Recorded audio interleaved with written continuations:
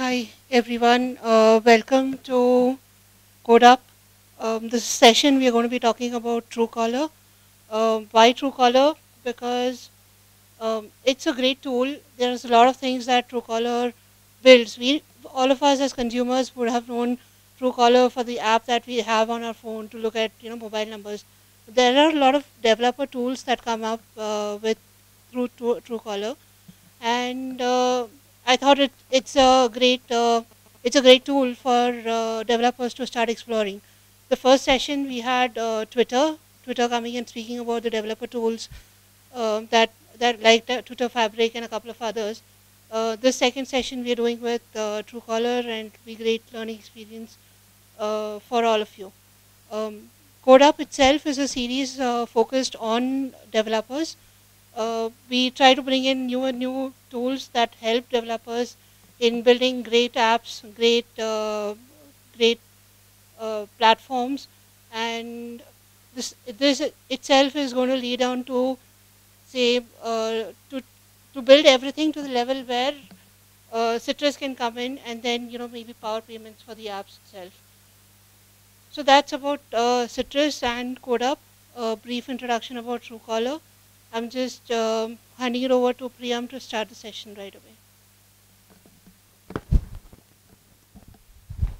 Yeah, hi, good afternoon, everybody. I'm Priyam, and I'm responsible for the worldwide developer relations at Truecaller.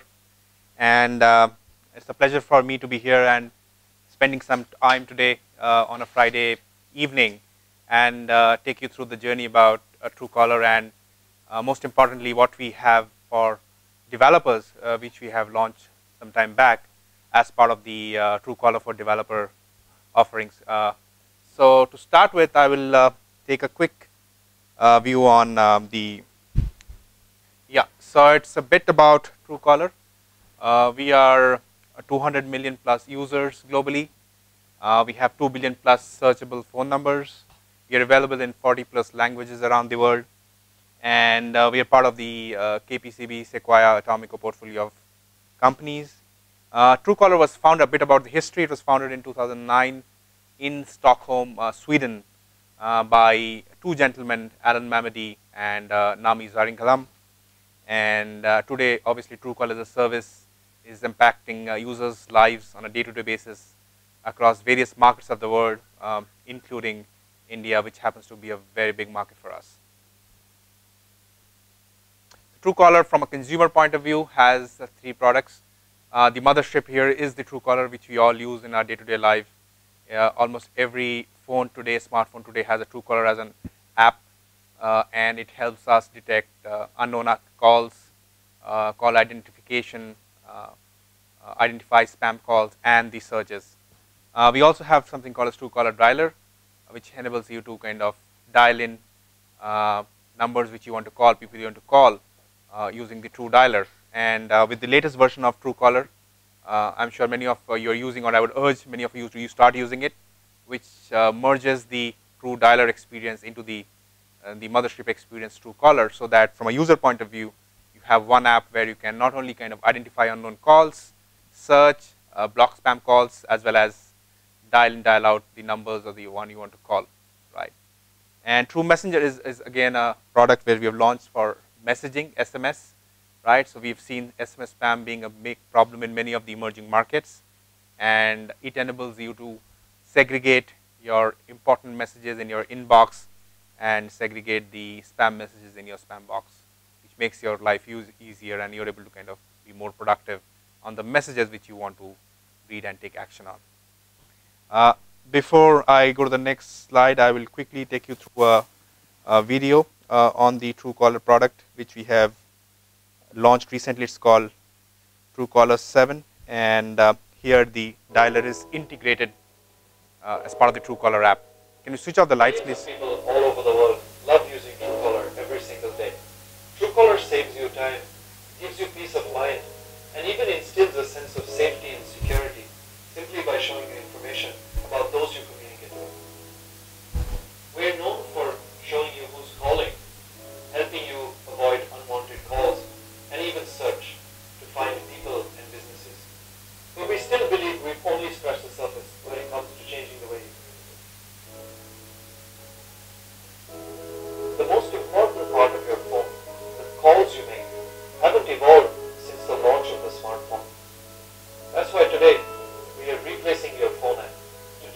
way you make calls. With this version of Truecaller, we refined every aspect to make it more useful than ever before. The dial pad allows you to make calls quickly by identifying who you're about to call. A smarter call history adds trusted information, putting names and faces to unknown numbers. And Truecaller even shows when your friends are busy or free to talk. It's what we believe marks a revolution in how you make calls on your phone.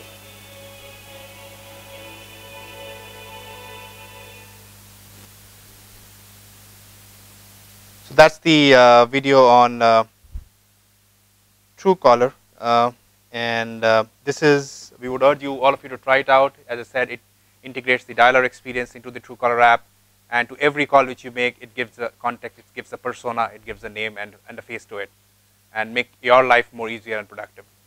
Now I come to the user base. In India specifically, we are talking here today in India about the Truecaller offerings for developers.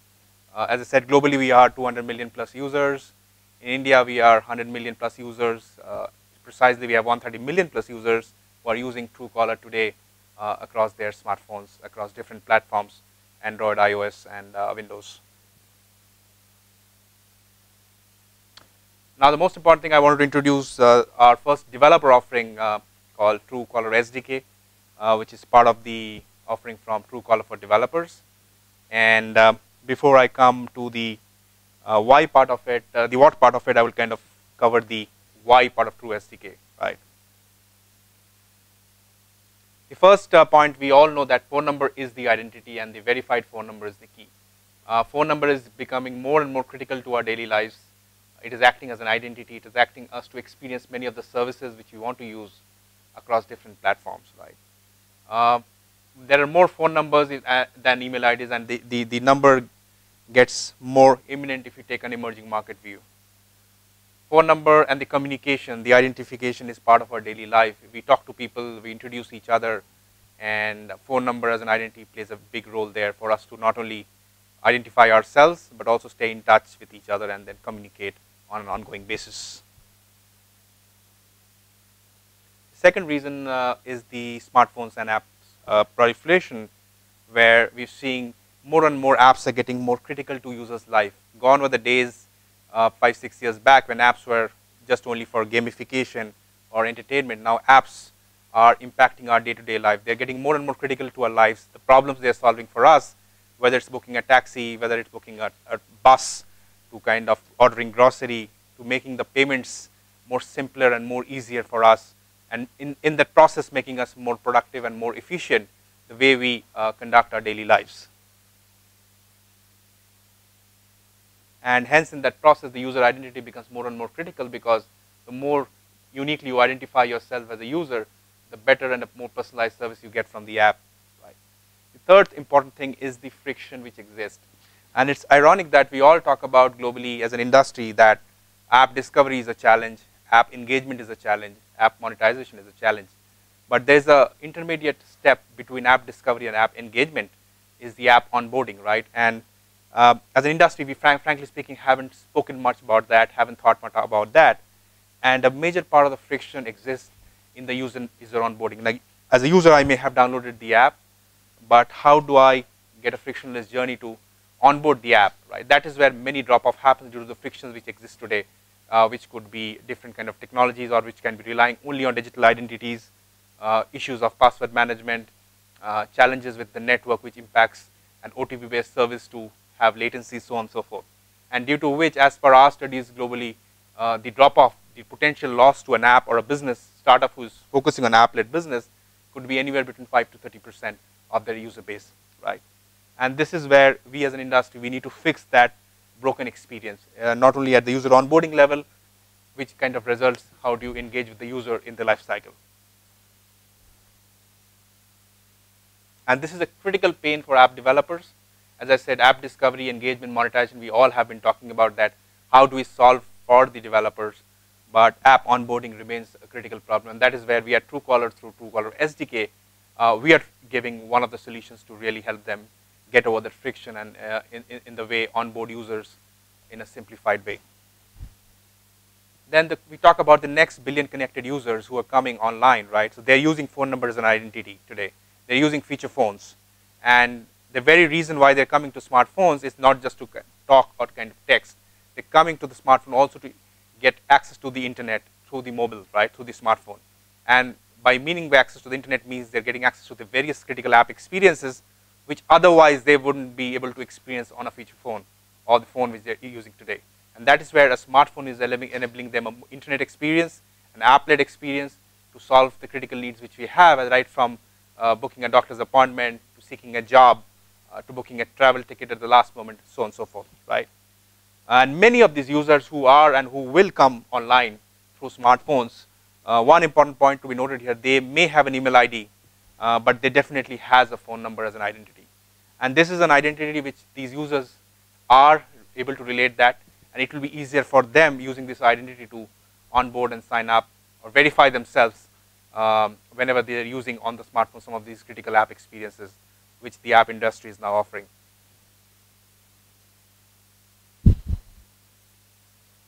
And the last part of the why of True SDK is this leverage the global scale of Truecaller. As I said, we are the world's largest phone directory as well as the world's largest verified phone number community. The scale 200 million plus globally, and if I just talk about India as I stand here today, 100 million plus users who are using Truecaller day in, day out. And the last point is something which is very close to our heart at Truecaller. We ourselves are an app developer, and we belong to the developer community here across the world, and it is our way of giving back something which we are good at, something which we have built as an infrastructure, and open it up for the larger apps to kind of take advantage of and help their businesses, help their journey to build their user bases and so on and so forth. Now I'll quickly talk about what is True SDK. As you can see, there are 3 use cases, and the use cases could be many more. The way the True SDK is done is the app developers can use it as per their app flow, but these are some of the common use cases which we have seen is around user onboarding, like sign up or register via Truecaller. You can likewise autofill via Truecaller, so on and so forth. These are the button options. This is a solution which is helped in the case of user onboarding, which minimizes the friction which I told about, and I will show you in the demo how it reduces the friction and how easy it is. It's user permission based. At the end of the day, the control is in the hands of the user. It's a user consent based solution and secured. In the developer world, we all talk about SDKs, and one of the things, first things which come to our mind is that how heavy or how light is the SDK. So this is something, and since we are also an app developer at heart, one of the considerations when we were designing Truecaller SDK as a product was that how light we should make it, an SDK which we should be able to use ourselves, and then evangelize it to the other larger ecosystem. So it's a very lightweight SDK, around 25 kilobytes in size, and that was one of the key considerations when we designed the SDK. It is easy and quick to integrate. We are solving a very simple problem, as I said, remove the friction around use cases like verification and user onboarding using phone number as an identity, and hence it's very easy and quick to integrate. It has flexible use cases. It's not that you have to just use it around onboarding for sign up. You can use it for autofill. You can use it for verification in your app journey, where you want to verify, where it needs to verify the phone number based identity of the user who is engaging with you. And it's a great alternative to one-time password, OTP as a model. The challenges in OTP we all know are issues like message drops, latency, cost, and that is where this stands as a great alternative to an OTP only world or OTP only model. And it enables personalization because it's not just about a verified phone number, it has an identity attached to it, it has a persona attached to it, which is as basic as the name of the person, who is the person behind that number, which Truecaller enables as part of the profile, part of the verification. It's the name or the persona mapped to that verified phone number, and which enables over a period of time to give a personalized onboarding experience to the user. And the receptiveness to the user is much more that when you address by my first name, and build the stickiness and the engagement thereafter in the life cycle. And it's free to use, so there are no commercials or charges for that. So this is what you're talking about, the friction which exists, right? This is a sample app in Quicker, where the sign up process is like this, where a user has to, each and every field has to enter manually, and each and every manual intervention in different kind of phones, different kind of screen sizes leads to a potential drop-off of the user. And this is where one of the use cases which how Quicker is using it is autofill via Truecaller, and that's where the Truecaller verified profile, the name and the verified phone number comes up, and the other details. And with the user consent, the profile enables the user to verify and then sign up using his phone number based identity. These are some quick facts as to summarize the Truecaller SDK before we come to the demos and the other discussions. It's a one-way SDK. What it essentially means is that it's the profile, verified profile with the user consent, which flows from the Truecaller system to your app. The Truecaller SDK doesn't take back any data, any analytics from your system to back to our system. The size, which I said, is ultra lightweight. It's 25 kilobytes in the era where SDK sizes are anywhere between half a MB to more, and which kind of acts and bloats your core app or the core app experience. Currently, it supports Android, given that it's the biggest ecosystem with the widest possible reach. Over a period of time, we will expand this to the other platforms and the web platforms. Time to integrate, as I said, it's a very simple problem we are solving. The SDK does almost everything with minimal backend changes. We have seen app developers taking anywhere between few hours to half a day once they have decided the flow to integrate, test, and go live. It's a free-to-use SDK, as I mentioned earlier.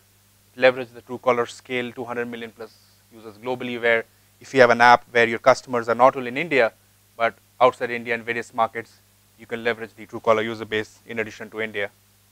It's a user opt-in and consent-based flow. When we designed the solution, we kept the user in the mind first. Users should be empowered to opt out anytime the user feels. So the empowerment and the control is in the hand of the user, and it's a permission-based thing. Flexible use cases, as I said, you can use it for sign-up, registration, onboarding experience. You can use it for autofill, the profile which you're getting as part of the flow, or you can use it just to verify the user using his Truecaller profile. And finally, it's not just a verified phone number, it's a persona which is mapped behind it, which is as basic as the name, which you get mapped to the verified phone number. But in addition, the other details if the user would have filled, like email ID, gender, photograph, those are part of the profile which you get. And it's available globally to all app developers who are developing on Android currently. The access to the SDK, you can email people who are interested to get access to the SDK and play around and integrate. In the email, you should mention your app name on Android, key features of the app, a quick summary, the Google Play link of your app if the app is already published, and if it is development, you can always mention that it's in development. And once the team receives the application, the email, we will work with you to provide the access, and we will help you identify the use cases in your app where it makes most sense, and then enable you to integrate and then go live. So thanks. So that is all from my side, and if you have any further queries, you can always reach out to me from a true SDK point of view. And I don't know how much time we have. One of my colleague will be joining shortly from Stockholm over Skype, and he will share a bit more on the technical details on the how we architected this product. He has a flight to catch in Stockholm, but he was very keen to talk to you guys here today. So, and let's see if we can quickly get him on Skype and talk to you for a few minutes.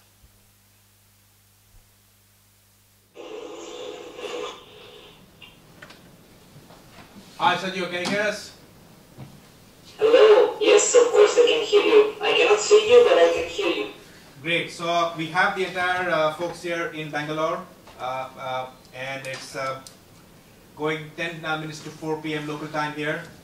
And I know that you have a flight to catch, but we'll take a few minutes of yours quickly. Why don't you introduce yourself and share your experience while we were developing the Truecaller SDK, and what were the points which you had in mind or when designing this as a developer?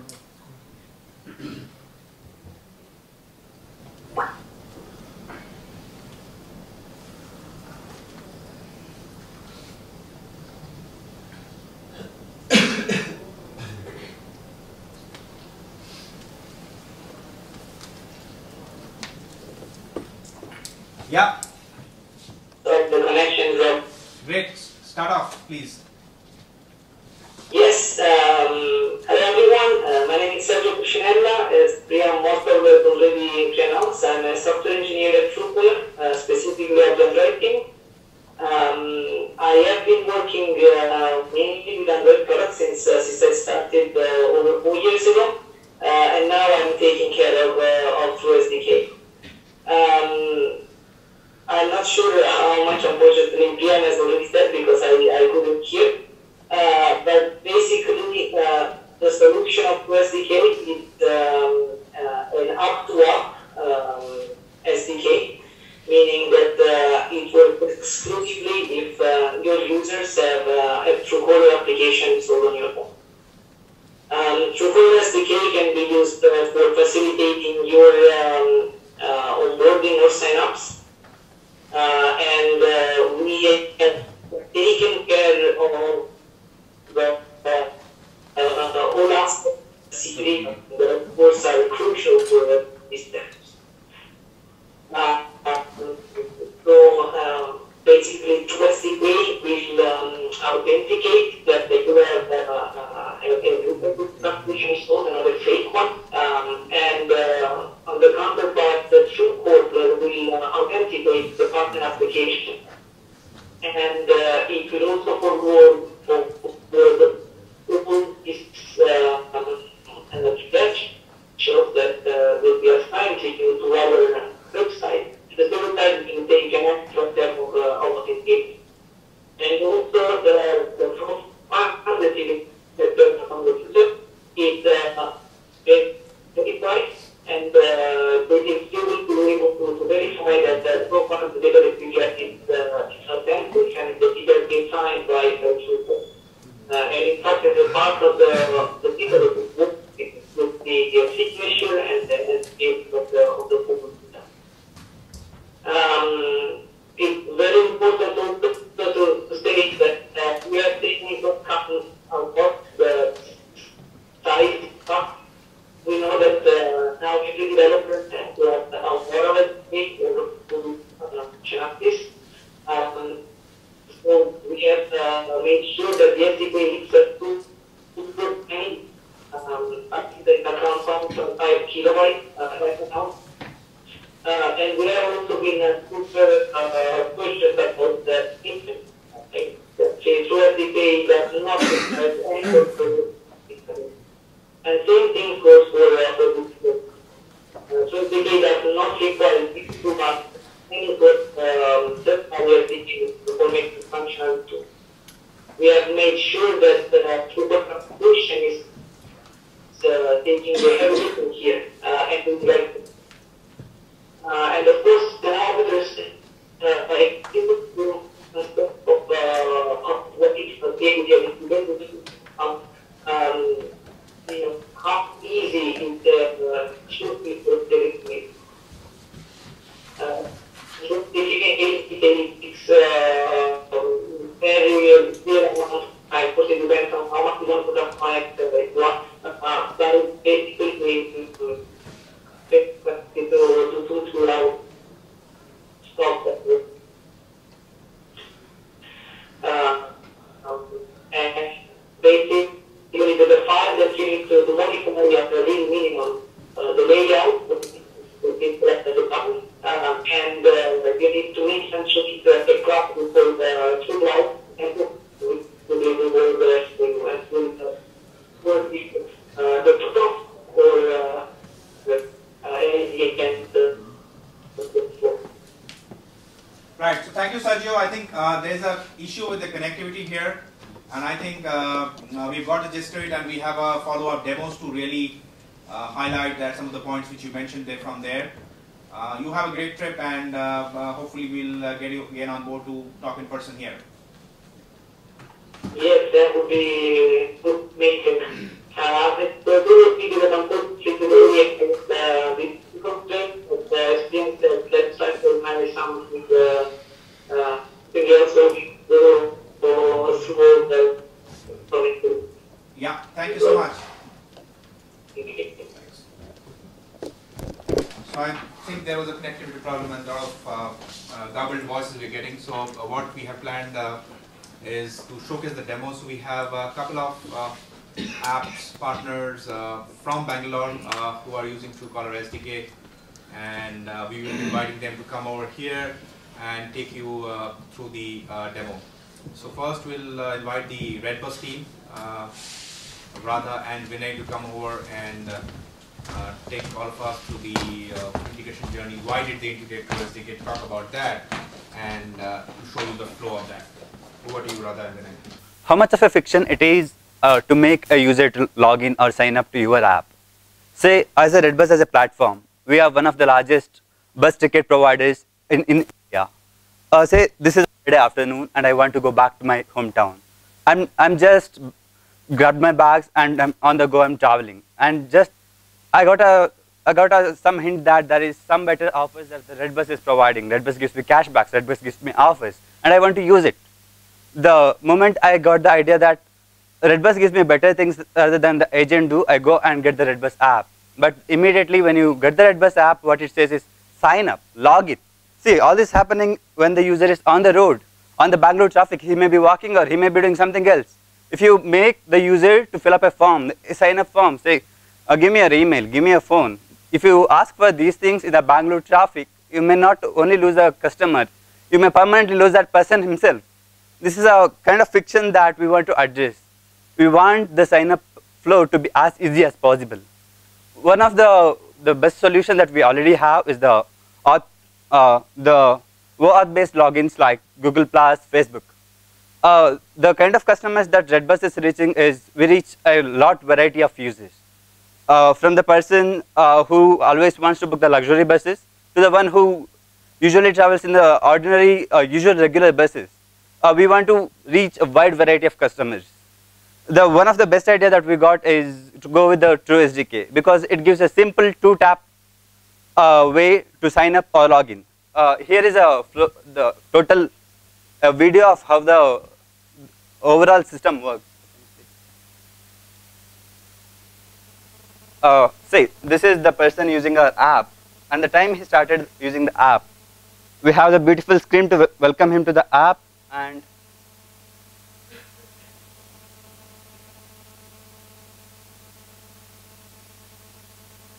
there is a login page. The user taps on the button.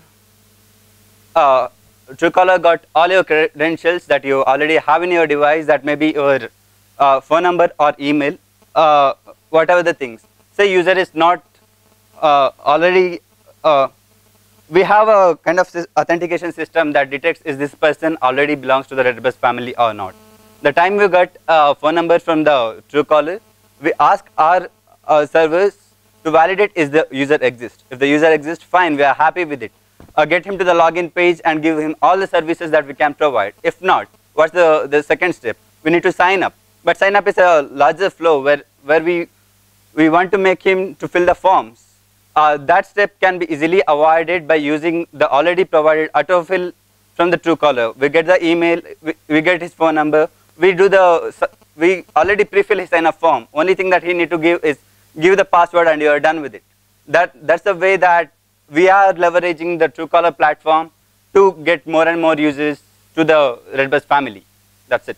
What percentage of installs have Truecaller in a real life scenario have Truecaller already installed? What is the real rate? So it's around 20%. I mean, our are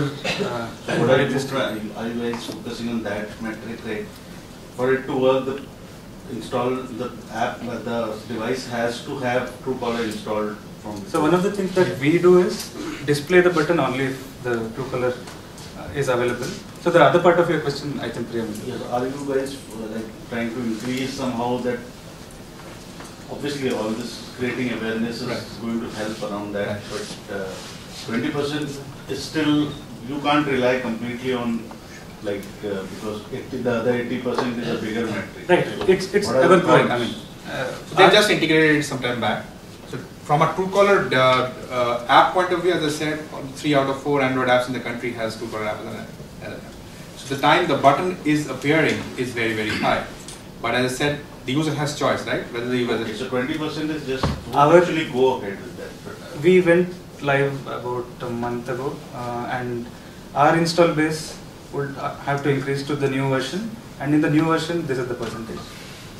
And our total, we get close to, our overall signups and signups, we get around 5 to 10% of signups through Truecaller as of today.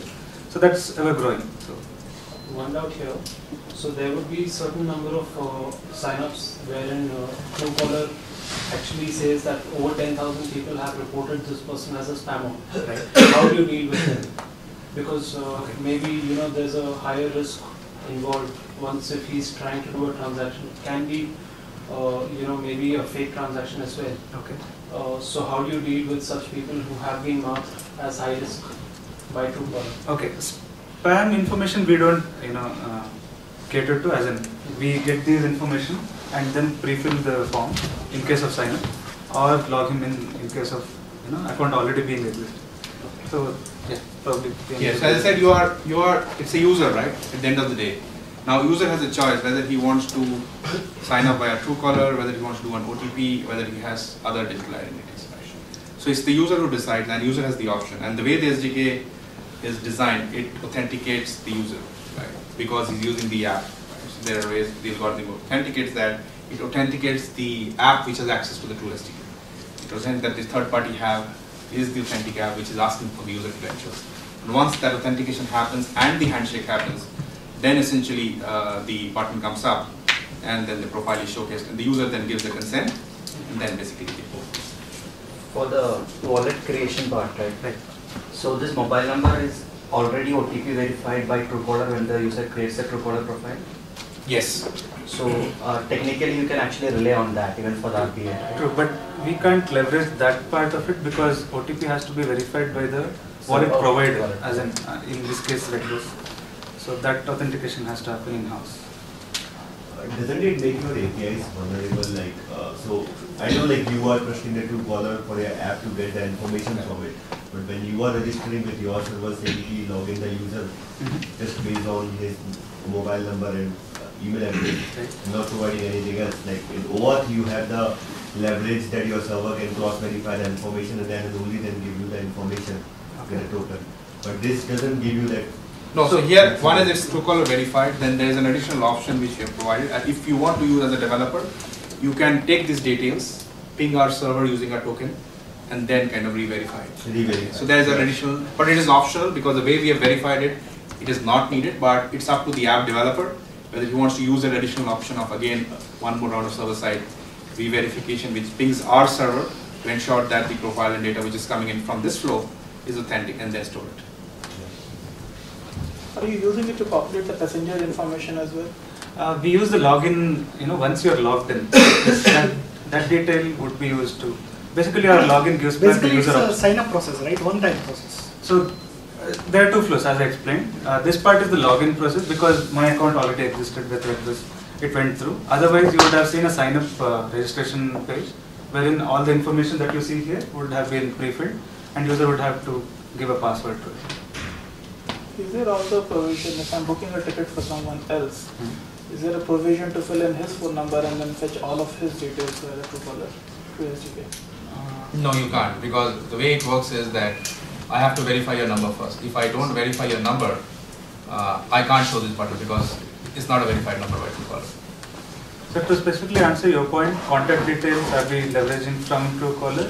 Maybe not, because we backtrack it to the user at our end, at Redbus end, and then pre-fill the customer detail.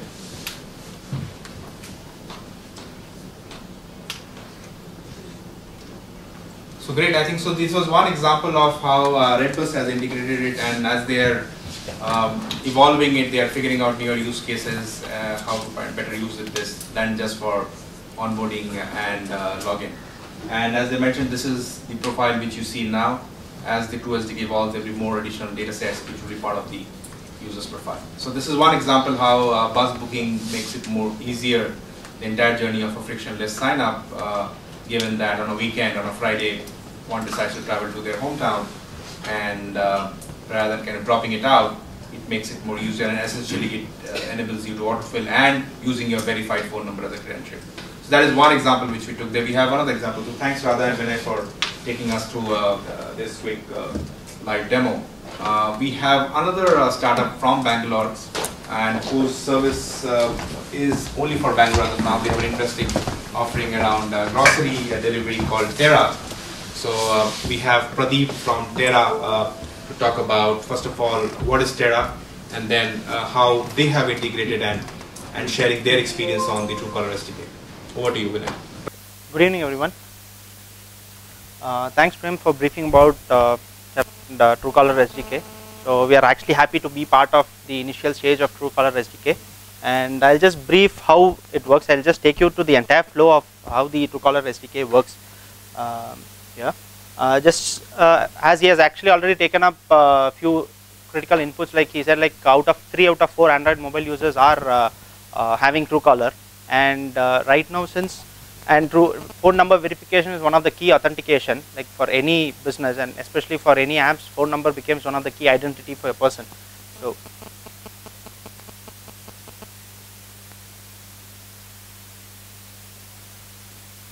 I'll just take you through the entire flow of how Truecaller has been integrated with Terra, and we have 4 languages, Terra into Kannada, English, Tamil and Hindi. So once you go into this particular field, email ID, since majority of the phone number, majority of the mobiles are already having the phone number, so we email ID, so we know the email ID of the customer, but we don't know the phone number, and phone number is a critical identity for any business, especially for our grocery business. I need to communicate to the customer only via phone number. So even once I go for the delivery, I need to call the customer and check where his address is or what exactly where I have to deliver and other stuffs.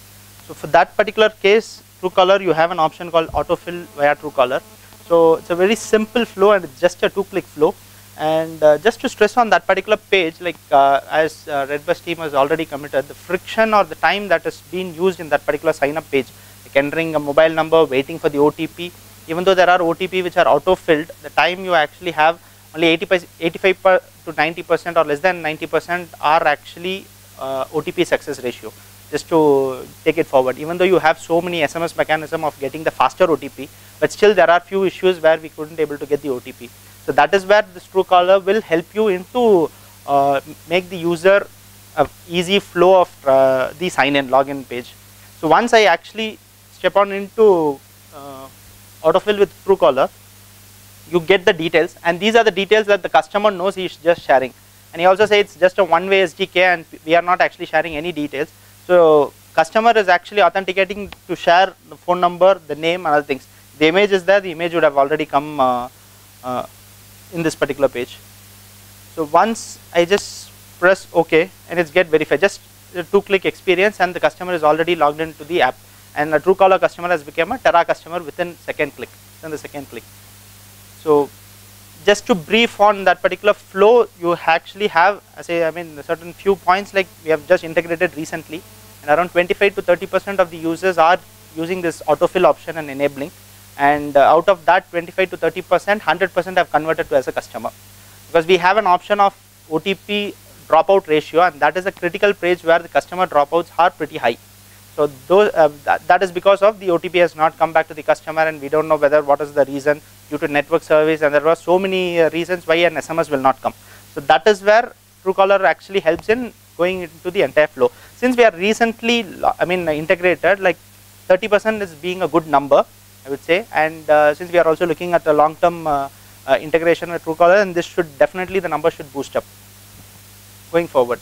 So just to brief on our Terra supermarket experience, what we give to the customer in the app, it's best of offers we give, and there is a unique feature called House Cart where you can actually shop with your entire family.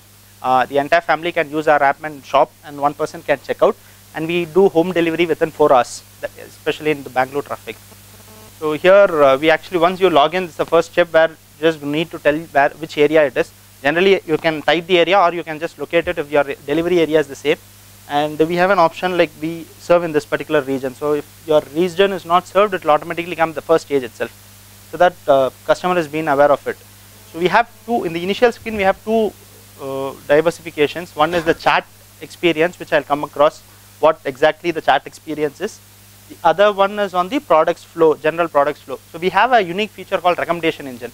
What happens is we recommend customers on products. Say for example, if you have ordered rice, After 20 days, we know, okay, based on your consumption pattern or ordering pattern, like every 20 days you buy rice with us. The third time you don't need to actually order. We recommend you that your rice is almost over, or you can just purchase. That is one key feature which is differentiating on the grocery segment. And the next segment is on the house cart. As I was telling, like there is an interesting stat, like your wife or your mother ask you to buy 5 items. By the time you pick the bag and go out of the door, they'll again add you 3 or 4 more items. And there are 100% chance that you miss out 2 items from the 8 items. So in order to avoid that, we have this house cart where it's very easy that you just invite your house member, wife, mother, father, whoever it is, ask them to add from their end. You can also add your own products, whatever is your requirement, because they might not be knowing your brand certain cases. So you can just add together and you can just provide a checkout. There are cases that we use is like wife or mother orders from home and we use our debit card to make a payment, because majority of them, the male or husband who is working will have the debit card or credit card for making the payment. So that is very key feature. And in this particular flow, I'm just making one small order so that if in this particular flow, what generally happens is, since we are Truecaller verified at the initial stage, we don't ask for multiple verifications. So it's just a one-time verification, and the flow is on.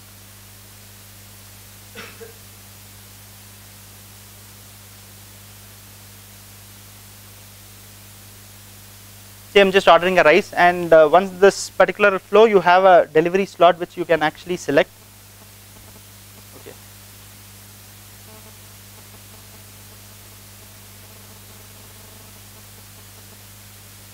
Where's my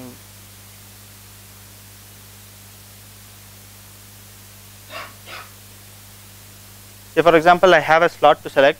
Since I'm already a user, my address has already come. Otherwise, you can just add your address. And you can select your convenient time slot, like tomorrow morning, evening. If you want, you can just select your convenient time slot and you can just place an order.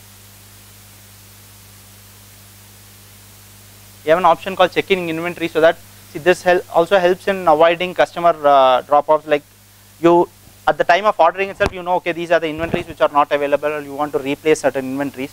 So since it is available, we are just taking it forward, because majority of the app says like, okay, after the order is placed, you come back, there is a call asking it for that particular delivery, this particular item is not there. But there are scenarios like that, but we handle on case-to-case basis. Post, you have 2 options, online payment and cash on delivery. Online payment, we have tied up with JustPay and CitrusPay as one of the payment partner. So CitrusPay definitely helps us in making the payment, redemptions, handling our entire customer profile of financial transactions. So just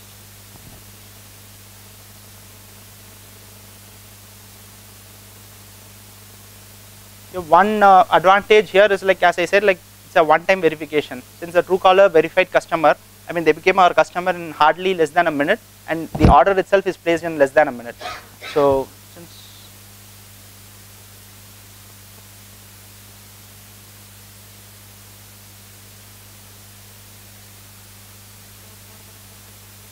goes to the payment gateway to Citrus, and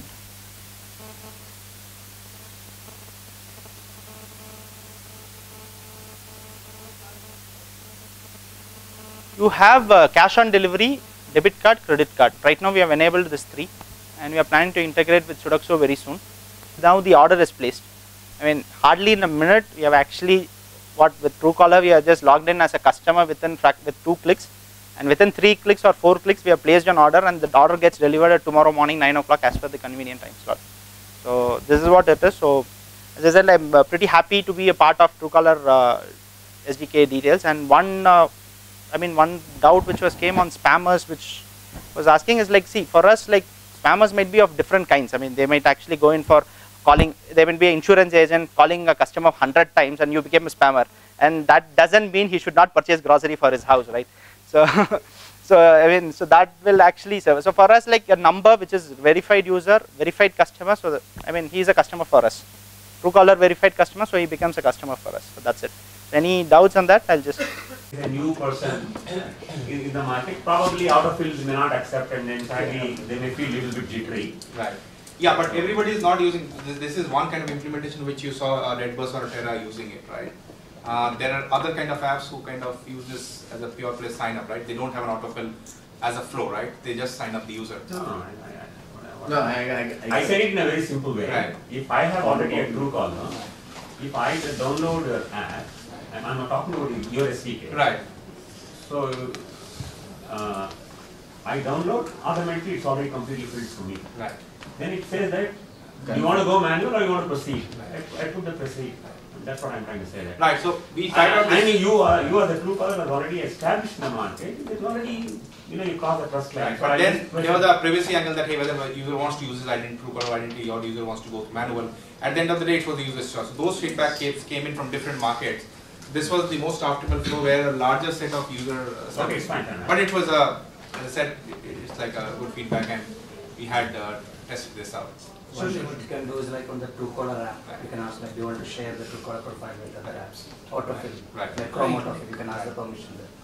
So apart from the sign up, there is for repeat usage, this is not required, right? Because the app remembers your identity. Yes. So this is only for the onboarding, the activation. Yeah, onboarding is one area where now there are fintech companies who are using it for customer profiling, right? So onboarding is once the user is onto the inside the app.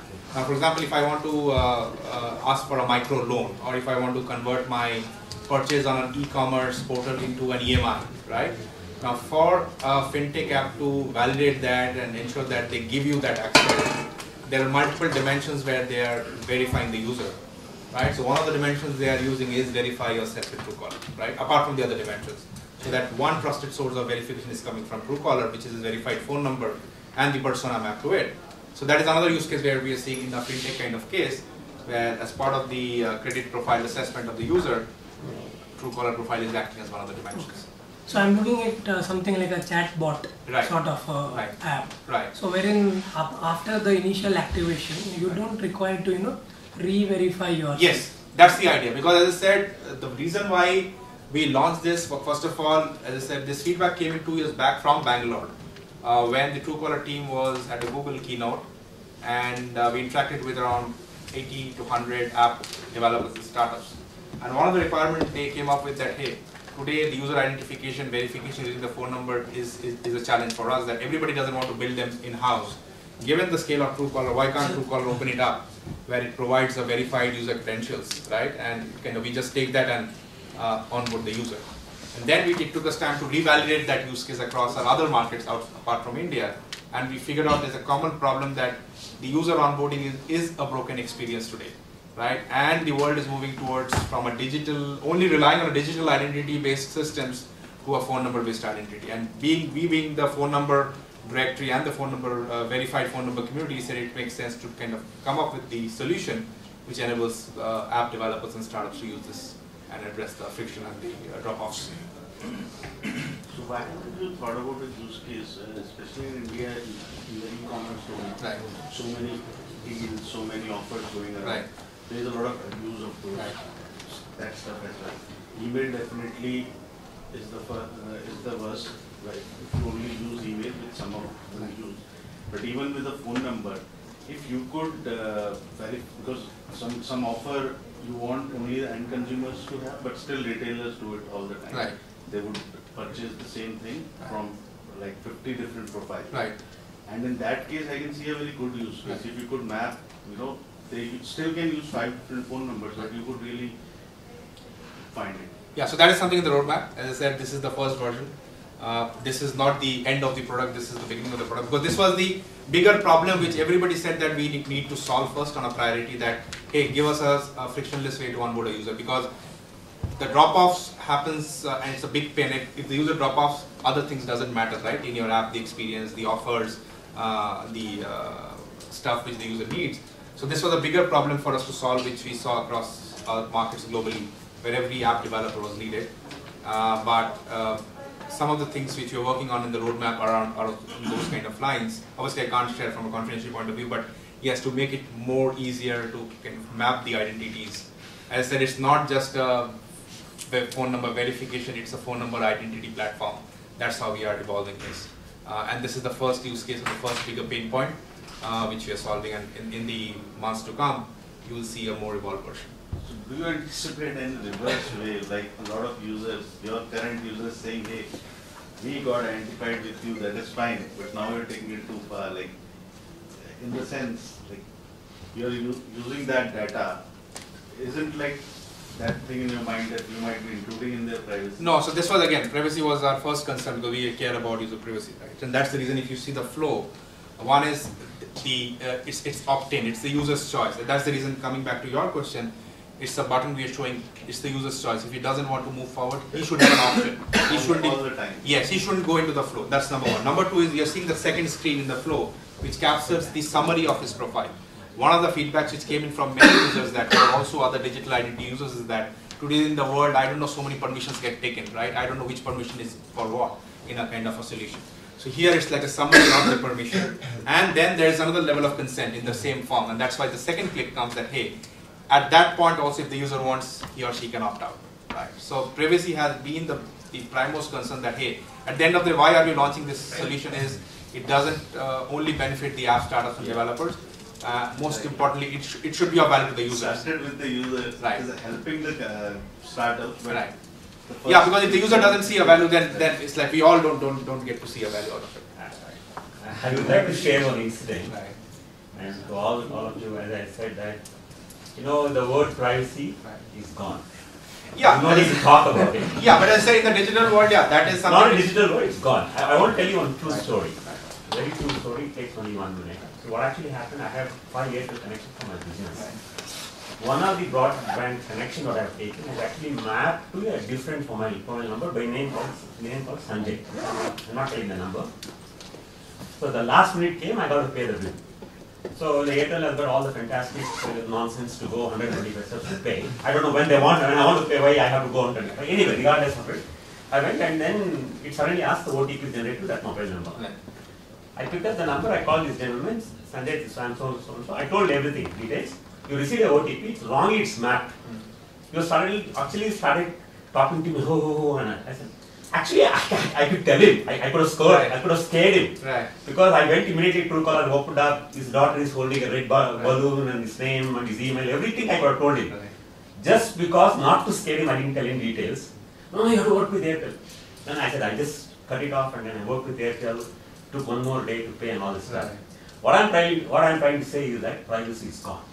There's no need to waste time talking about privacy. Not discussing on that, but as I said, you tell me anyone, I give if I know your name, I give you a photograph tomorrow in your email. yeah, that's how the world is evolving. Your photographs I give you.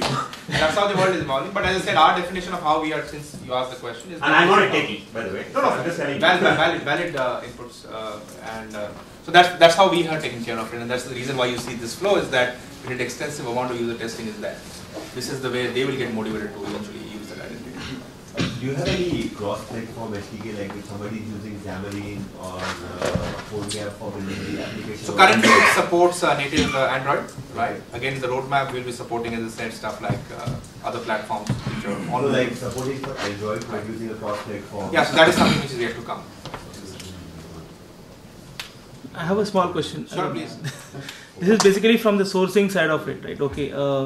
So I have never used Truecaller in my life. I never installed, never signed up or anything.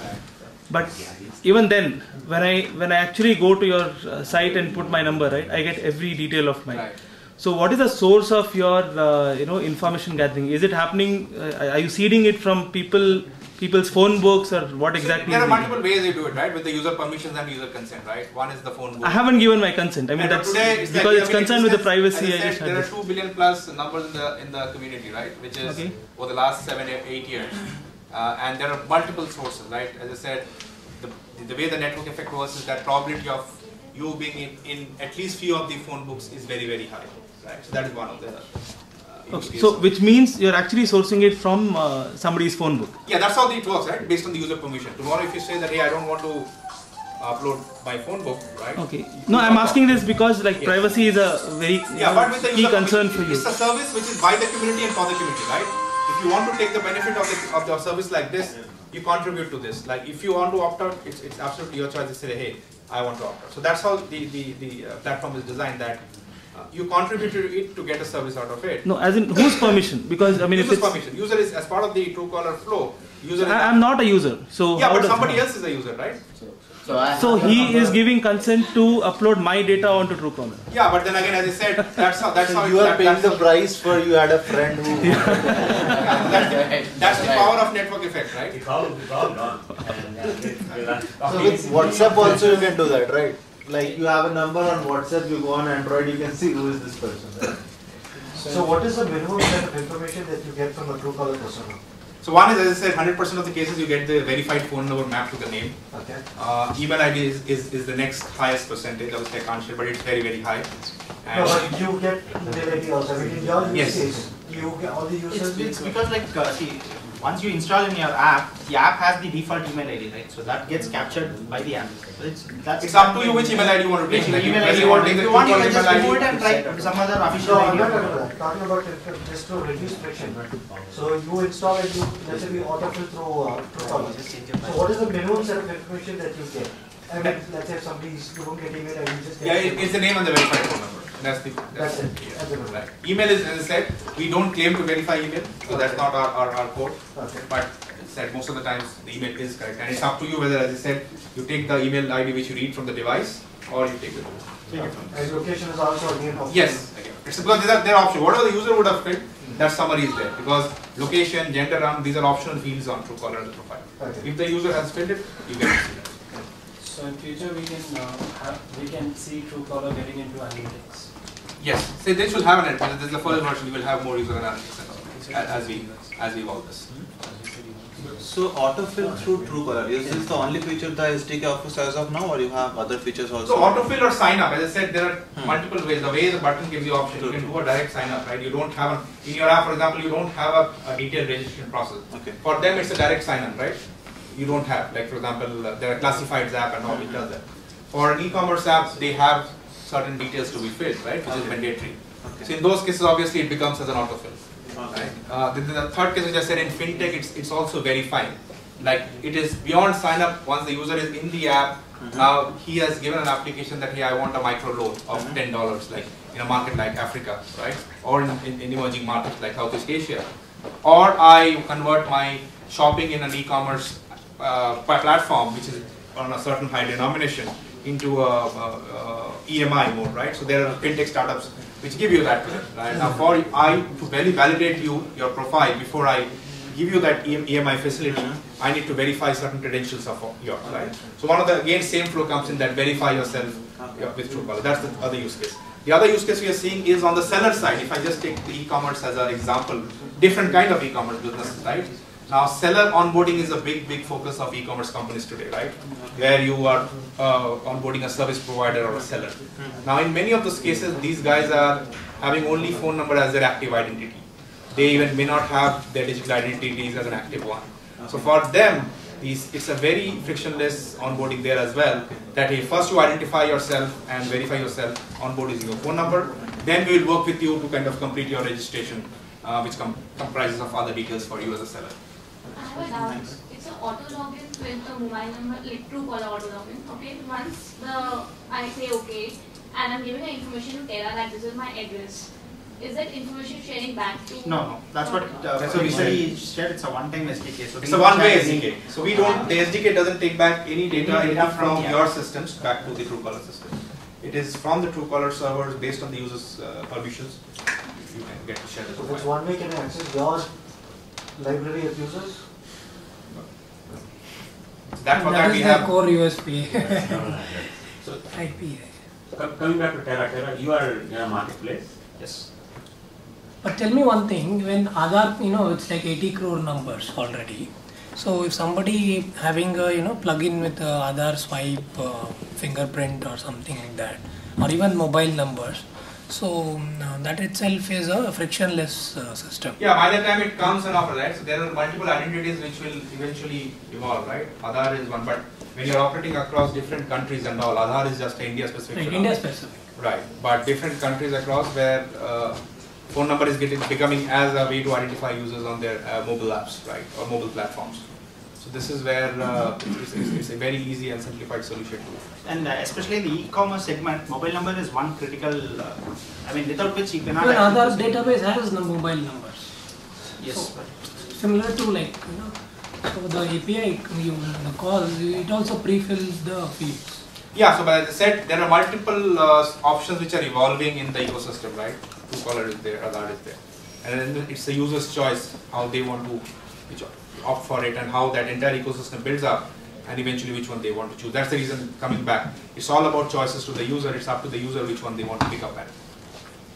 So on the Truecaller app, would you also have the merchants listed out where you are providing this option so that tomorrow if I have a Truecaller app but I haven't installed any of the hyperlocal market services, take for example, would you also be providing options that I can select those services there and then pick up whatever I want? Means, like for example, if you can be a bit more specific. So just take for example, I have the app of Truecaller, right? But I haven't seen Truecaller on any of such application where I can register myself, right? So also on the back end, in the reverse process, is there an option given to the user that from Truecaller app he can go and make such purchases or such? He can do such registrations? No, because as I said, the scale is so huge that you can't show him like hundreds and thousands of apps, right? It will be very difficult. That is part of the ongoing evangelization, right? As the users, as the partners integrate, they get to see, they kind of educate their set of consumers who also happen to be Truecaller consumers, right? So it's like overall, like one of many of the digital identities which has been in existence for the last 8-9 years, now they are kind of seeing that, hey, this is like a no-brainer, like everybody. So Truecaller is, as I said, what digital identities is to be the email world, Truecaller is to the phone number world, is now, so that awareness, evangelism has to build as an ecosystem. Both developers who are integrating it has to do that, we as the platform has to do that, and the consumers who use that. Just one related question with the sign-up process. Do you also allow updates of information? Say, for example, since the source could be from a friend's phone number and he might have saved the name as Pappu, Gullu, whatever, right? But when I'm actually going through a sign-up process, I might give the actual details, the real name and... Yeah, so this is what you are, this is, the way it works is, this is your profile on Truecaller, right? Your profile is your name. Okay, it's only for the Truecaller user and yes, not... not some, because as I said, then I can't say I verified your number. As I said, your number may be there in my platform. It doesn't mean that I verified you. Okay. So does it get overwritten when he does his sign up? Sorry? Does his name get overwritten when it does his No, sign up? when he signs up, this option will not come because it's not a Truecaller. No, if I become a Truecaller user now, right, and I put my real name, yes. So will that information get updated? Yes. Okay. If I am not having if I am using the app, it is having True SDK. So, and one more thing is, if I am not having Truecaller app in my phone, I am having a Truecaller ID. So, can I use this app? No, it has to be on your phone on which you are using. Like in Facebook, if you don't have Facebook app, still we can get a pop-up page where we can... Yeah, so we were very sure that this is not a user acquisition channel for us. If you are not a Truecaller app user in that phone and we have not verified you, we don't recommend you to show it, right, as a button. You go with your standard flow because this is a value which we are providing to app developers and startups to have an easier way to already verify credentials, a phone number credentials of a user. So this is not an acquisition channel for us to say that, hey, even if the user doesn't have an app, can you show him to? It's not right. On the one hand, we are telling we are solving a friction. On the other hand, if I give that option, I am actually creating friction. And what are the features that are actually offline? Offline in the sense? Means from their team, they said that it can be used offline also. No, it's not offline. It has to be, you need to have a... No, it's a data enabled thing, right? Without either the Wi-Fi or data, you can't. Basically, what I meant was, app talks to each other, right? Truecaller, but in case of Redbus talks to Truecaller app. No, but you need internet connection. Third-party apps for any app you need. In this case, app calls. Yeah, you can't. Truecaller app calls also.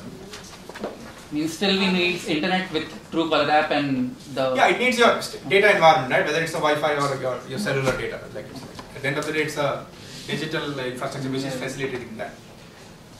Yeah, sure. So let's say 5 persons have their Truecaller apps, and same person, I mean, since you already said that you are fetching data from their phone books, right? Let's say one person is in the phone book of 5 people with the different names. How are you storing in your plan? We are not storing that. As I said, the profile is what you create as a user, right? It doesn't mean that how your name may be 5 It's not about ways. my name. Right. The name or the numbers which are there in my phone book. Right. Similarly, three more people will be having the same phone book, right? The same phone number in their phone book. So how are you storing that phone number in one book? There's an algorithm which you have developed. It does pattern matching and all, right? Which looks at different ways a name is saved mapped to that number, and then it comes up with that name which is mapped to that number, right? Like as I said, it may be saved in a professional colleague of yours as company name followed by your name. In your family, it may be saved as what relationship you hold in the family followed by your name, right? But based on that, the algorithm which Truecaller has is essentially able to figure out that, hey, this is the name mapped to the number. Actually, means when I was not signed up with Truecaller, my friend means I called one friend. So he got a name with my first initials and my friend's first initials. Means I was not registered on that. Still, he was getting my name with my friend's name actually. Right, it may happen sometimes, but as I said, it's a curation which happens ongoing, right? It's like a algorithm which curates again and again, and then can give the most appropriate name. Now, if 5 places where your name is always like that, where it's 5 your friend's name that recurs to your name, then obviously it will take the best possible in that. As I said, it's a self-learning thing. Over a period of time, it defines and says that, hey, this is the first name, last name, and map to your number. So I can see a lot of parallel between Truecaller and what Google does. Because Google's mission is also to serve the customer, to be the right search results for the business. You started with consumers for a privacy thing, but now as this whole thing is evolving, you are getting into analytics and stuff. So is there a danger that you will do all the good things which Google is doing on the mobile with the mobile number as the identity and start serving the businesses more as opposed to I mean, it looks like you're at a pivotal point that way. You see, this is, we will always be a consumer experience at the central company, right? So that is the core. Millions of users are using it day in, day out. But this is where we are venturing as a first step, where we are offering that as a value, this Truecaller as an SDK, as a use case, which not only helps our users to use that as an identity, it helps millions of mobile apps to use it for creation and assignment. Do you see yourself going to a bigger play here? I don't know. We don't know. As I said, time will tell how we evolve. But this was like the most obvious use case which came in that we being part of the app developer community ourselves, right? So we are not going outside. It's like giving back to the app community. Yes, we are into businesses now. Yeah, these are app businesses, right? And this was more obvious to do because beyond, yes, even if you like it or yes, not. because once you evolve as an ecosystem, right, you need to have multiple plays, right? Yes. One is your core central play of a consumer, right? Why you exist and why we still exist. And as part of that, as you evolve it, what more additional values you can create in the ecosystem, which not only aligns with the consumer's needs, but helps the other businesses which serve. That's an obvious evolution of any ecosystem if they want to evolve. Nice place to be. Actually, Redbus said it very well, and I am the same thought process. And all we are doing, there should be no logging, no nonsense. It's simple. It has to just go flawlessly. Because as I said, here there are registrations, but there are not because of the Bangalore traffic. With Bangalore traffic, it will do a lot of things. So it's not that you can't. But point is that you have to make. No, but there are certain cases. Say for example, in our own system, if I don't have you have actually placed an order without your credentials being shared or anything, then I cannot able to contact you to just tell you that okay, at least this particular offer I'm giving to you. I mean, or I'm telling you like I'm just outside the doorstep, but I'm unable to reach you. Whether it's in the third floor, first floor. But there are 100% chances like people will not exactly enter which floor it is. They'll go to the door number and say like which floor. There are 4 floors, 5 floors. They don't know what exactly is it. So that time I don't have an option because phone number is the only identity where I can just call you and check where you are just to deliver your own product. So from the service perspective, then phone number identity is very critical. No, I understand what I was trying to say. There's But no need different- to yes, do the for login. different, That's what there are many apps using that verify your phone number and just move on. Right? But in e-commerce they have multiple other dimensions like address is very important part of it. So they have to have a registration, right? But if you take a very macro view of the larger apps, that is where you say, hey, simply, and that was the use case which we got requirement 2 years back that hey, verify the 10-digit number is your identity. That's what you are fully aware of. Just verify yourself and move on and get into the app and start experiencing it. Don't ask details everything at the onboarding itself. Let the user feel it, and then basically once he's interested, show him the other part of the details. See, I guess that's a priming experience currently. If you see a lot of digital products today in the web and the mobile space, I mean the experience is going towards non-login or registration-based flow. Some of the services like wherein you have a skip option. If you're using a credit card app for deals and offers, you don't need to log in. So I guess some of the portion of the experience, it is going in that direction. And it has to be the direction, because sometimes I just want to give you very quick. So I read a very good article once in the If I want to make a comment or some other, not anything, some third-party website. I want to make a comment. The moment I want to make a comment, there's a login through Facebook. I said I just closed and went off. Yeah, so that's okay.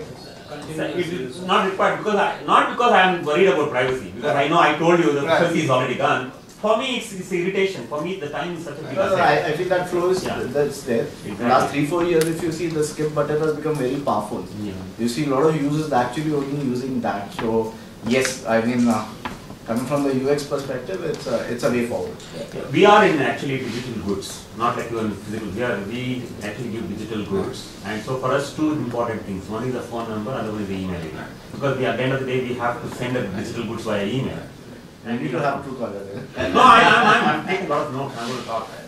So, and that was the reason, because we ourselves an app developer at HAT, we saw a lot of friction that there are so many sign-up mechanisms. By the time the user comes in, he's already exhausted. Then he's expected to look at what you're offering to the app, right? So the idea through this solution is that you just simply verify the user, just the phone number. In their case, obviously they have to capture the details, but normally it should be the 10-digit number. Either you manually type in and go through an OTP, or if you're a Truecaller user, just click the 2 buttons and you are in. Experience the app first. When you reach a stage where I need to validate more details about you, I will do that. Let me not bog down by asking you everything at the onboarding. The SDK for other platforms are also going to be free? Yes, as I said, the motivation for us here is not to monetize. As I said, this is a value which one is, there's an emotional attachment here. We as an app developer has faced this problem when we started this journey. The friction is something which kills apps, right, in terms of getting users. And we all talk about, as I said at the beginning, we talk about app discovery, we talk about app engagement, we talk about monetization. But that critical intermediate journey of onboarding, we really don't focus. That we say that, hey, I know the user is coming. And that's what makes a huge difference between a download to an activation, right? If you make that part very, very simple, get the user first, then we talk about engagement. I think that was the bigger motivation. And as I said, we are the phone directory of the world. And for us, the motivation is that, can we create a value for the user who can use his verified phone number identity to use any app of his or her choice in a daily life just by kind of clicking off 2 buttons. That was the bigger motivation of all age groups, of all kinds of people who are using Truecaller. And likewise for app startups and developers, it gives an easier way to remove the friction and get the user in. First get the user in, then obviously you want to have a dialogue engagement. Do whatever you want. So where do we get it? Dev. Yeah, so since the SDK is not, we are yet to come up with an online portal which is on its way shortly. But till then, that email ID which I had mentioned, Truecaller SDK. Yes, Truecaller SDK. I've just put this in where you can write in and the team will get in touch and then give you the access. So this is the ID where you can, it's an alias where you can write into, mention the following details of your app, Android, and then the team will get in touch with you to understand more and then give the access. Is that like all of that information mandatory? Can you create a frictionless experience there? Yeah, that's where we're coming up with an online portal where you send a request, and till that time this will be. You won't be asked for a whole lot of details. No, it will be simple. Just as I said, what happened, because as I said, for us to be very clear that it is not used for the wrong purposes. That's why we say that, hey, at least call your name out and give up 1 or 2 lines of what it does, or you just share the Google Play link so that it's self-evident. So you guys started with Truecaller, then moved to True Messenger, and finally True Dialer. So what features are you planning next? So as I said, if you've seen the product video, right, we have now integrated the True Dialer experience on the Truecaller, core Truecaller app, right? And the idea we make here is that, hey, the user shouldn't be going out to make a call again into a separate dialer app. Since you are anyway using the app for identifying unknown calls, blocking unknown calls, spam calls and all that. So it makes more logical sense that from the same app, now you should be able to dial calls, right? And then the calls you see there, once you use that version, you will not find any number there. It will always be a context attached to it. It will always have a name attached to it. So that's how we have created it, that there will be no numeric 10-digit number you will see there. Which makes you easier, so that every number you don't have to store on your phone you can swell it. So do you have a Bangalore office? No, we don't have. So we have a small India office in Delhi with a separate India team which handles India as a market. India is a very, very big market for us. And the entire team is based out of Stockholm in Sweden. So you live in somebody sorry? You live in Stockholm? No, so I am thankfully based out of India, working out of India and then addressing all the global markets. And this is again an example how we are giving importance to India as a big market, and the learnings which we have got from India over the last so many years, it makes all the more sense to apply that across other parts of the world.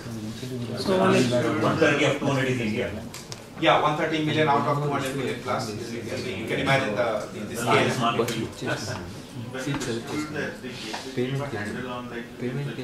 Yes. Yes. No, so the way in the SDK there is always a key which is given to you, right? Every SDK will have a unique private key which you will look at, and we can keep it of it that in case of an abuse and all we can extend it off. How do you figure out whether a number is busy at the moment? Yeah. So there are ways which I will not be able to share the detailed technical details, but is that only dependent on whether I have a true dialer and I dialize it, or yeah, because now your true dialer is technical. You did not have a separate true dialer app. Right? Now, if you use the latest version of Truecaller, which has a dialer as an additional experience, it detects through multiple ways based on if you are busy on a call, if your phone is not reachable or switched off. Is that accurate? Dependent on true dialer, or do you have other means of finding it? Other parameters which are there, which they look at, and then they show that status of green or red means you are busy, green means you are free. And then you can switch it off. You can also disable that, like in a WhatsApp, right? You can disable that so that you are available. Last seen message. Here also, if you, as a user you want to opt in, you can switch that up. So if I don't have the Truecaller app, you won't be able to show that status to someone else? No. Even it doesn't. If I have the app, will you be able to show it? Yeah, if you're using the Truecaller app, because it has a dialer So integration. I might have a profile, but since I don't have an app, yes, you won't be able to show it. Also, Google has this library called lib phone number, if you know. So that validates whether a number is a correct number and gives some metadata. So since, like you said, you are the global directory of phone numbers, are you also planning to come up with something like that? Yeah, I guess some of the product roadmaps are confidential, as I said. Is that in the plan? So we are considering multiple, as I said, multiple dimensions to how to evolve it. It will not proper for me to share which direction we are going. Because that is use case where people really want to. I think even Twitter has something. Twitter also has digits, like flip phone. Yeah, but then all of them are OTP based technologies, please remember that. They are all, at the end of the day, they are all following an OTP technology. How is that? 1 second. Yeah, so they are all OTP based technologies. It's like I have to first key in the number, then the SMS will come, then the validation will happen. But the difference here is the number is already verified. So you are skipping the entire OTP cycle, because as I said, whosoever launches the challenge with the OTP technology itself is that the network is an issue, right? We are all staying in emerging markets right now. Now you saw that guy got on a call on Stockholm. In spite of testing, the best of the testing I've done, it really, the network was so fluctuating that we had to kind of drop out, right?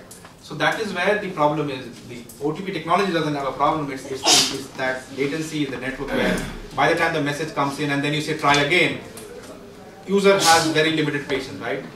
The user drops off. So Google is also OTP based, is it?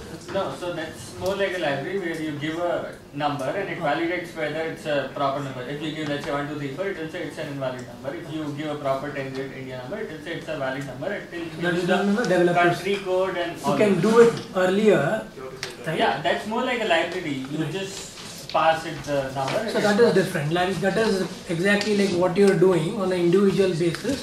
So they have given developers access, like pricing plans for premium.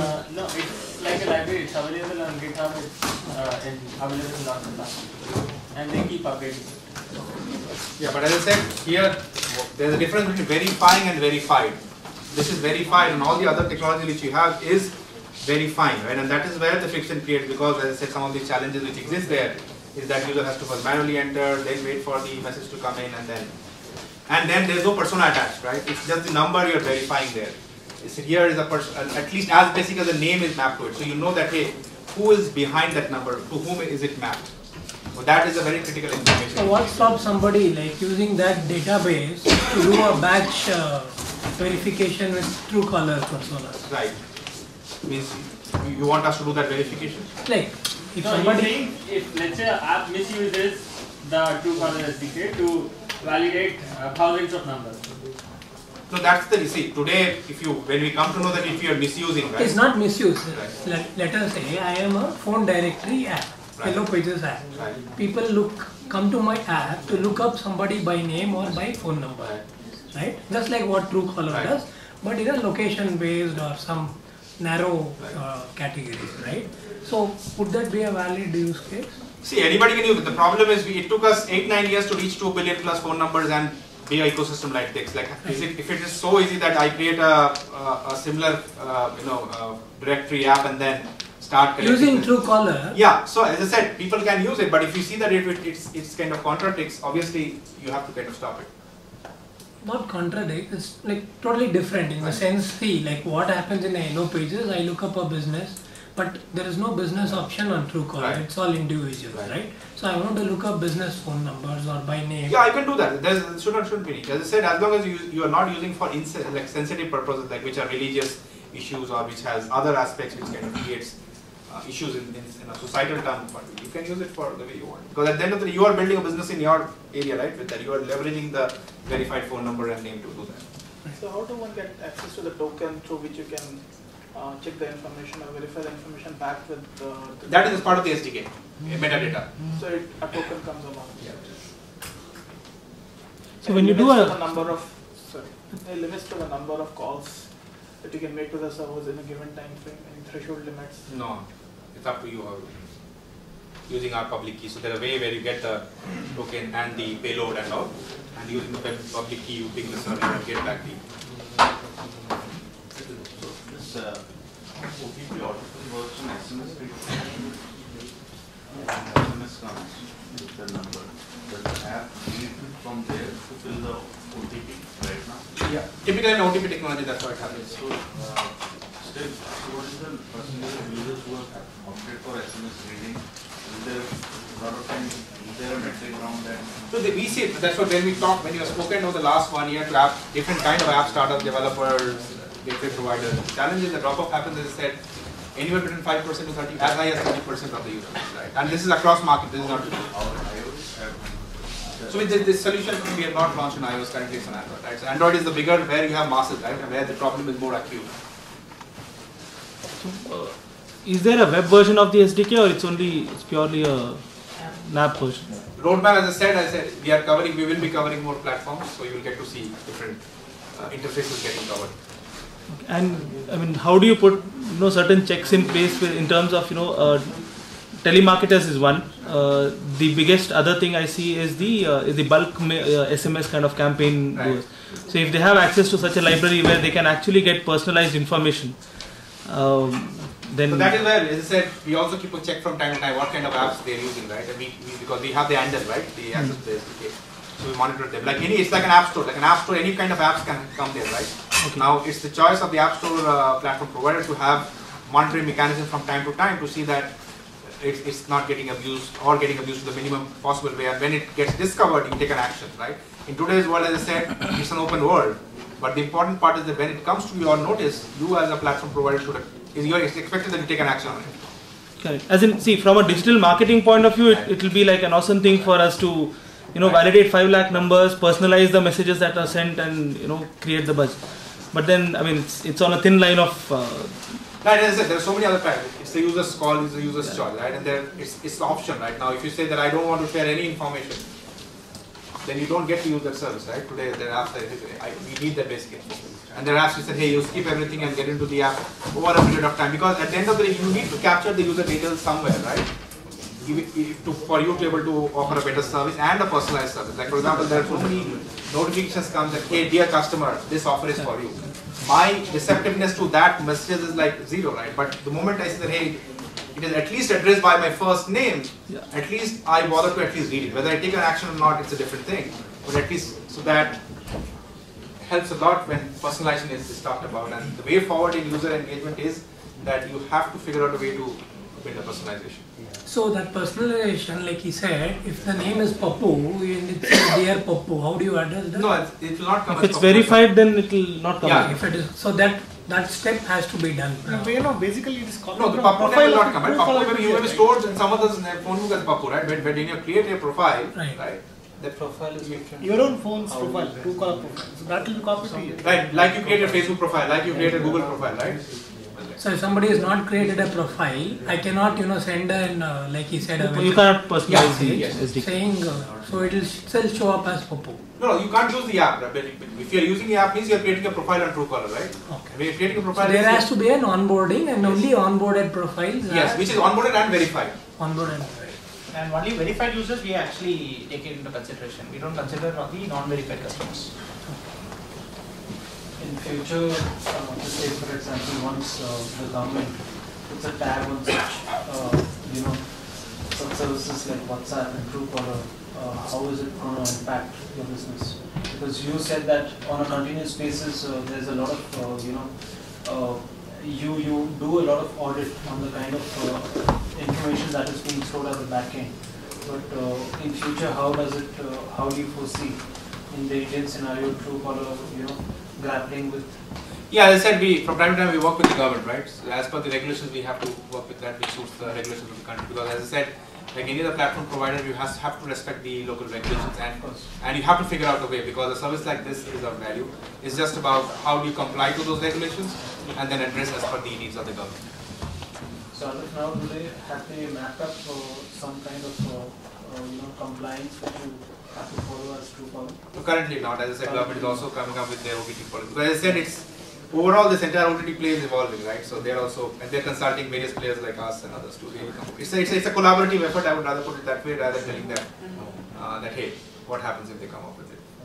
So compared to email, phone is more intuitive. So email as a base instead of phone number is more people prefer. I mean, in USA the acceptance for WhatsApp is less. Precisely because it's attached to the phone number and not the email or some other. Yeah, that's why I said, right, the world is moving to a phone number as an identity and more so in emerging markets, right? Emerging markets, right. Because the awareness of these issues is still lesser. Yes, because an email ID, as I said, the challenge is password management, you have multiple email ID. We have seen issues from apps that, hey, I have email ID, but I don't know which is his primary or a spam email ID, right? And you can get that email ID and you say, hey, I've got the email ID and you are sending his messages, but it's going to deaf ears because that's not the active ID which the user is using, right? These are the challenges which they have seen in a digital ID base. And then, as I said, in emerging markets, people are more comfortable with their phone number identity, right? Because they don't have any email. Yeah, it's like we don't have a legacy, right? Unlike in many of the Western world, which are more digitally evolved, they have a legacy, right? Where they've gone through, right? For them, like one of the unique difference when we saw that in markets like Korea, South Korea is one of the most developed markets in the world in terms of most high speed of broadband on internet, right? And in many of those regions or countries, phone number is the last thing which they ask in their intimacy journey with a person, right? Phone call is the last thing they do when essentially we have become very comfortable. Then it's phone call is used. Other than that, it's all like message, this kind of WhatsApp kind of thing or talk online. As the intimacy involved, then eventually it relates into a phone number exchange and then into a phone number conversation. But many of the other developing markets is the other way around, right? We all want the phone number. We are all anxious to talk to each other, right? Irrespective of whether I know you or not, that I will feel like, hey, can I get to talk to you, right?